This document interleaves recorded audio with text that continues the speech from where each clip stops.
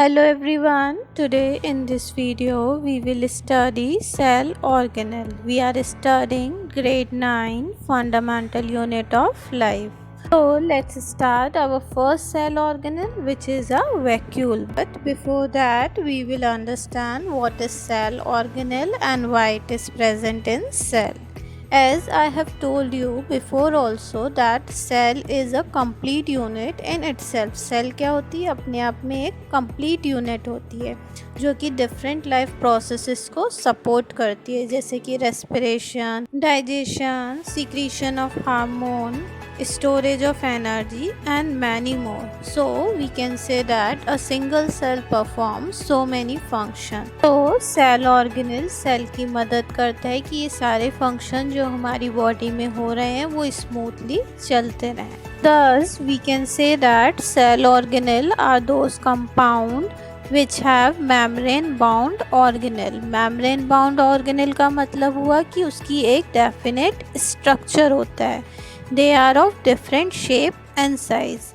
Cell organelle different shape और size में present रहते हैं cell के अंदर, और ये किस में help करते हैं? ये support करते हैं कि complex activity जो cell में हो रही है वो properly smoothly होती रहे. So now we will study first type of cell organelle, that is vacuole. What is vacuole? Vacuole क्या होता है? वैक्यूल एक मेम्ब्रेन बाउंड स्ट्रक्चर होता है जो कि सिंगल मेम्ब्रेन से कवर्ड रहता है. ये एक स्टोरेज सैक लाइक स्ट्रक्चर होता है जो कि लिक्विड और सॉलिड दोनों तरीके के पार्टिकल्स को स्टोर करता है. तो हम कह सकते हैं कि ये एक स्टोरेज यूनिट की तरह वर्क करता है. So student, up till now we have studied one basic difference between plant and animal cell. That is, cell wall is present in plant cell and absent in animal cell. But now we will study कि vacuole में क्या difference आ जाता है animal and plant cell के. Although vacuoles are present both in plant and animal cell, but now we will see the difference in plant and animal cell vacuole.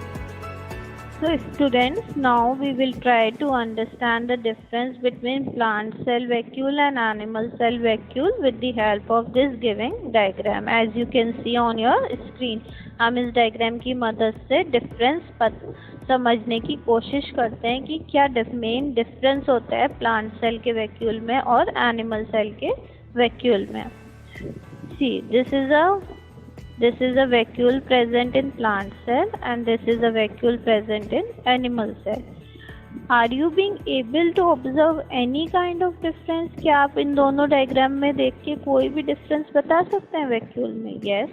What is that? कि plant cell में vacuole जो है वो कैसा है? बड़ा है, लार्ज है, और in animal cell it is small. दूसरी बात कि in plant cell it occupies the central position, कि वो बड़ा है उसके साथ साथ उसने क्या करी है? सेंट्रल पोजीशन ऑक्यूपाई कर रखी है. While in animal cell it is very small and present on the side of the nucleus. Then next characteristic is कि ये डिस्टिंक्टली विजिबल हैं प्लांट सेल में, while in animal cell it is not distinctly visible. तो हम इस basis पे कह सकते हैं कि प्लांट सेल में ये परमानेंट होते हैं, लार्ज होते हैं, डिस्टिंक्ट होते हैं, while in animal cell it is small, temporary. While the function of vacuole is that it helps in the storage. ये क्या करते हैं? स्टोरेज का काम करते हैं. तो इन एनिमल सेल जब इनकी रिक्वायरमेंट होती है, जब ये नीडेड होते हैं, तब ये बनते हैं और स्टोर करते हैं शुगर को, ग्लाइकोजन को एंड ग्लूकोज को. वाइल इन प्लांट सेल ये स्टोर करते हैं in the form of cell sap. Cell sap क्या होती है? सेल सैप एक चीज़ होती है जिसके थ्रू जो भी रिक्वायर्ड मटेरियल प्लांट सेल को चाहिए होता है वो स्टोर करता है, जैसे कि अमीनो एसिड हो गए, शुगर हो गए, ऑर्गेनिक एसिड हो गए. And last characteristic it is present और occupy the central position in plant cell. जब प्लांट सेल मैच्योर हो जाते हैं तो वैक्यूल क्या करता है? सेंट्रल पोजीशन ले लेता है और न्यूक्लियस को एक तरफ शिफ्ट कर देता है. Now let's see the characteristic of vacuole in plant cell and animal cell to understand it more clearly. See, first characteristic is in animal cells. अभी हमने पढ़ा जैसे कि वो स्मॉल होते हैं, टेम्परेरी होते हैं और स्टोर करते हैं किसे, ग्लूकोज, ग्लाइकोजन एंड प्रोटीन। ये क्या है, हमारा एनिमल सेल है। तो एनिमल सेल में वैक्यूल कहाँ प्रेजेंट है, ये प्रेजेंट है। तो ये क्या है, बहुत छोटा है, टेम्परेरी है और काम क्या है इसका, स्टोरेज करना। क्या स्टोर करता है ये, ग्लूकोज, ग्लाइकोजन और प्रोटीन को। वाइल इन एनिमल सेल ये कैसे हैं, लार्ज हैं। वैक्यूल कैसा है, लार्ज है।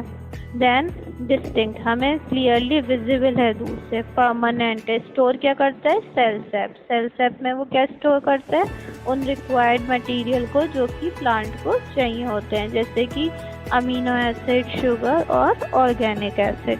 Then next is provide turgidity. जैसे कि हमने सेल वॉल में पढ़ा था, टर्जिडिटी वो कंडीशन होती है जब प्लांट में सेल के अंदर जो है वाटर जो है आने लगता है। तो एक कंडीशन डेवलप हो जाती है कि सेल जो है बस्ट ना हो जाए। तो उसे अवॉइड करने के लिए, उसके प्रेशर को मेंटेन करने के लिए जो कंडीशन बनती है उसे हम क्या बोलते हैं, turgidity. Then next characteristic is it occupy the central position, जो कि हमने अभी पढ़ा था कि जब प्लांट मैच्योर हो जाता है तो वैक्यूल बड़े हो जाते हैं और वो सेंट्रल पोजीशन ऑक्यूपाई कर लेता है और न्यूक्लियस को एक साइड पे शिफ्ट कर देता है। Now we will see the function of vacuole. So it's first function is, vacuole first function is, अभी हमने पढ़ा था वैक्यूल का काम क्या होता है, वो क्या करता है, स्टोर करता है। So first function is vacuole is the storage structure in a cell. वो क्या करता है, स्टोर करता है मटेरियल को। Next, it can hold food for later use और वेस्ट फॉर रिमूवल, कि वो होल्ड कर लेता है कि जो खाना उसे टाइम चाहिए उसे स्टोर कर लेगा, otherwise can be use for the later purposes. इसी तरीके से वो रिमूव करता है वेस्ट को। So now student, we will start our second cell organelle which is endoplasmic reticulum. Endoplasmic reticulum क्या होता है? As you can see on your screen, similar structure you can see under the microscope. Now we will see the characteristic, function and diagram of endoplasmic reticulum and try to understand it. So student, now we will see endoplasmic reticulum क्या होता है। We will try to understand endoplasmic reticulum with the help of its characteristic, function and diagram. हम उसे समझने की कोशिश करेंगे उसके डायग्राम, करेक्टरिस्टिक और फंक्शन के बेसिस पे। तो फर्स्ट करेक्टरिस्टिक क्या है एंडोप्लाज्मिक रेटिकुलम की, कि it is a membrane bond organelle. Membrane bond organelle का मतलब क्या हुआ, वो कि मेम्ब्रेन से कवर्ड रहती है, जिसकी वजह से वो क्या करती है, स्ट्रक्चर को एक डेफिनेट शेप प्रोवाइड करती है। Second characteristic, it is a large network of tubes and sheet. तो एंडोप्लाज्मिक रेटिकुलम किससे बनी रहती है, ट्यूब्स और शीट से। Third characteristic, it occur in 3 form. Endoplasmic reticulum cell में 3 फॉर्म्स में प्रेजेंट रहती है। First is long tubules. Long tubules का मतलब कि वो ट्यूब के फॉर्म में होती है। Second characteristic, vesicle. वेसाइकल मतलब कि वो बैग लाइक स्ट्रक्चर होते हैं। थर्ड, सिस्ट्रीन। सिस्ट्रीन क्या होते हैं, फोल्डेड स्ट्रक्चर होते हैं, शीट लाइक स्ट्रक्चर होते हैं जिसमें फ्लूइड भरा रहता है। Then fourth characteristic is, it is attached from one side with plasma membrane, other side with outer nuclear membrane. एक साइड उसकी किससे कनेक्टेड रहती है, प्लाज्मा मेम्ब्रेन से, दूसरी साइड न्यूक्लियर मेम्ब्रेन से। Now we will see it in the diagram. अब हम इसे डायग्राम में देखेंगे। All the characteristic. सी, हमने फर्स्ट कैरेक्टरिस्टिक पढ़ी थी कि वो मेम्ब्रेन बाउंड ऑर्गेनेल है, तो जिसकी वजह से वो क्या करता है, एक डेफिनेट शेप प्रोवाइड करता है स्ट्रक्चर को। नाउ आफ्टर दैट वो किससे बना होता है, ट्यूब से। दिस इज, तो ट्यूब्स और शीट लाइक स्ट्रक्चर से, जो कि किस फॉर्म में होते हैं, 3 फॉर्म में प्रेजेंट रहती हैं। See, this is a tube like structure, इन्हें हम क्या बोलते हैं, लॉन्ग ट्यूब्यूल्स। ये क्या है, लॉन्ग ट्यूब्यूल्स।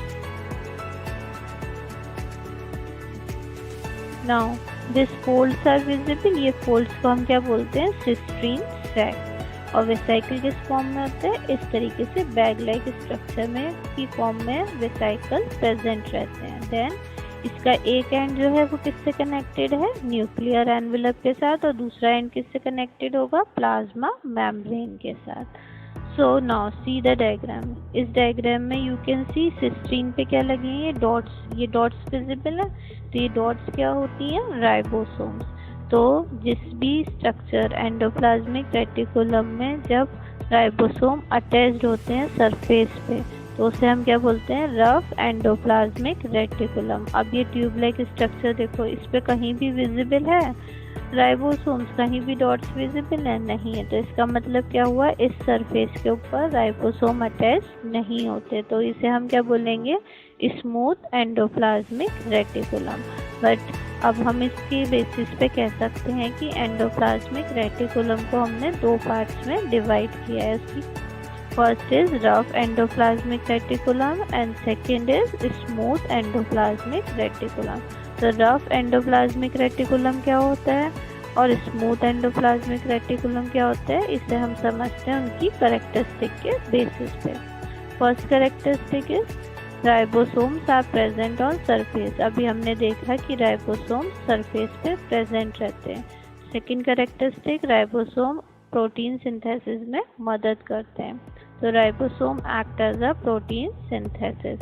थर्ड कैरेक्टरिस्टिक, क्योंकि इस पे राइबोसोम्स प्रेजेंट है तो इसका सरफेस कैसे अपेयर होगा, rough, therefore appear rough. While on the other side smooth endoplasmic reticulum पे राइबोसोम एब्सेंट होते हैं, तो उसका सरफेस कैसा अपेयर होता है, smooth. So in smooth endoplasmic reticulum ribosomes are absent and surface appear smooth. So now we will see the function of endoplasmic reticulum. Its first function is protein and lipid action of hormone and enzyme, means protein and lipid enzyme की तरह behave करते हैं। Second function is RER synthesize protein. जैसे कि हमने पढ़ा था कि RER rough endoplasmic reticulum synthesize करता है प्रोटीन को, SER मैन्युफैक्चर फैट मॉलिक्यूल, और स्मूथ एंडोप्लाज्मिक रेटिकुलम फैट के मॉलिक्यूल्स को मैन्युफैक्चर करता है। Next characteristic, endoplasmic reticulum show membrane biogenesis. Membrane biogenesis means, genesis का मतलब फॉर्मेशन, किस चीज़ की फॉर्मेशन होती है, मेम्ब्रेन की फॉर्मेशन। मेम्ब्रेन की फॉर्मेशन में क्यों मदद करता है एंडोप्लाज्मिक रेटिकुलम, क्योंकि ट्रांसपोर्ट में मदद करता है, transport of material between cytoplasm and nucleus. तो membrane biogenesis means it is like a network. क्या है वो, एक तरीके के नेटवर्क है जो अलाउ करता है transport of material in between nucleus and plasma membrane और cytoplasm. So next function, ER form network system.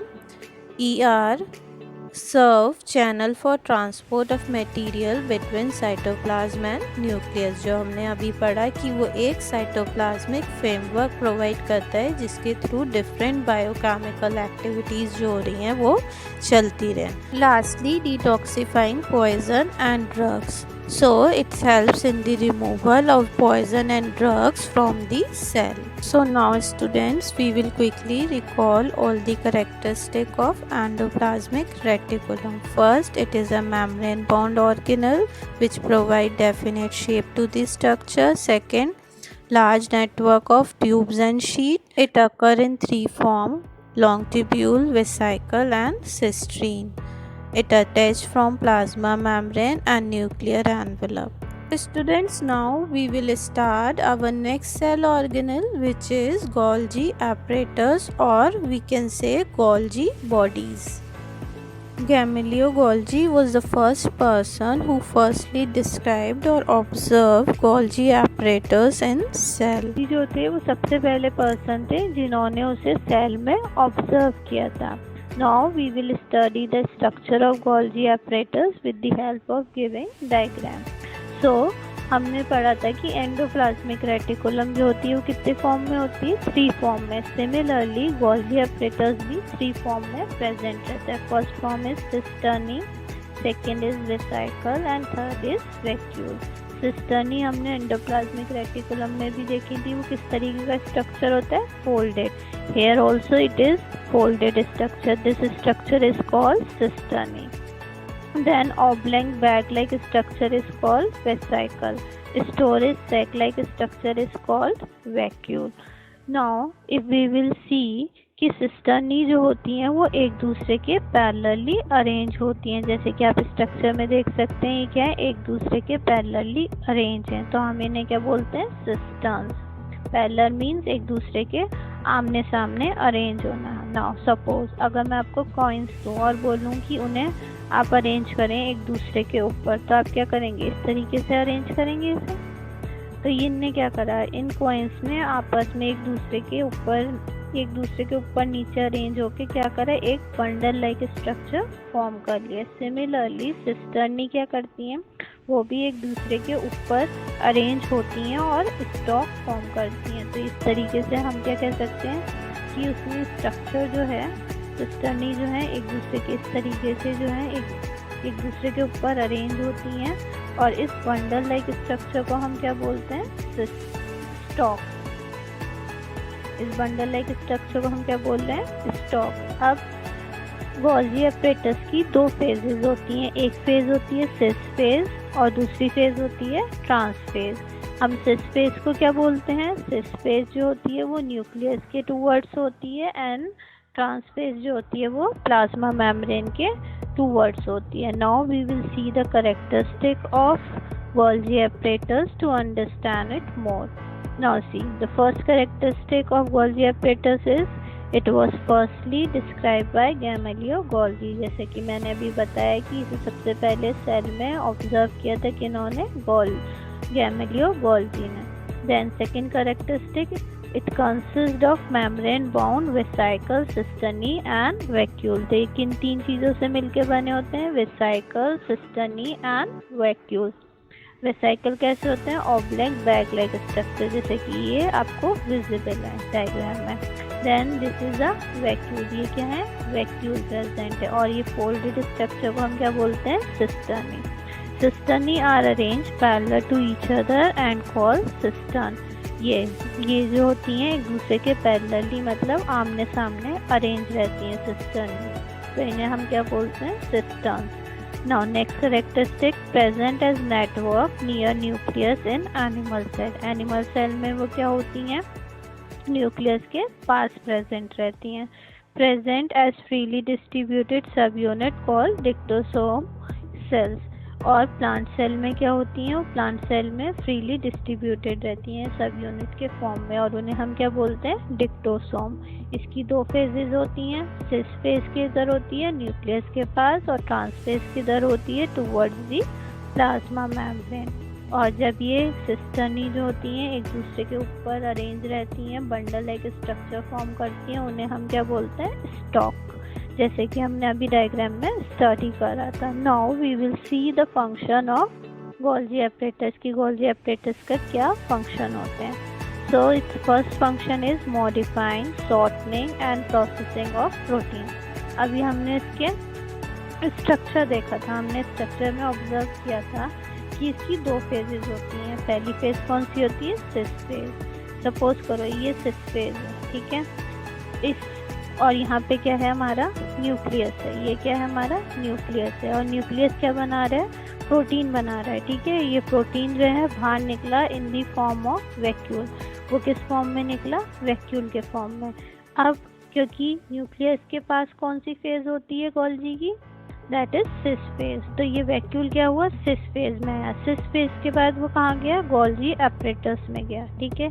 ये आया गोल्जी एपरेटस में. गोल्जी एपरेटस का क्या काम है कि वो क्या करेगा, इसे लेगा प्रोटीन को इसके बाद सिंथेसाइज करेगा, मॉडिफाई करेगा, इसमें चेंजेस करेगा, और उसके बाद इसकी पैकेजिंग करेगा. पैकेजिंग का मतलब उसे न्यू फॉर्म में निकालेगा, कहाँ पे, ट्रांसफेज पे. और वो ट्रांसफेज जो होगी वो किस फॉर्म में निकल के आएगी, that is in the form of vacuole. और उसके बाद जो भी उसका प्रोसेस होगा पूरे सेल में, कहाँ जहाँ भी उसे जाना होगा वो वहाँ जाएगा और अपना अपना जो उसका काम है उसे करेगा, अपने फंक्शन को परफॉर्म करेगा। तो इस तरीके से सोम लाइसोसोम्स को बनाता है। Transporting liquid around the cell, और ट्रांसपोर्ट करता है लिक्विड पूरे सेल में। So this is the function of Golgi apparatus. Student, this is all for today. Please like, share and subscribe my channel for more updates.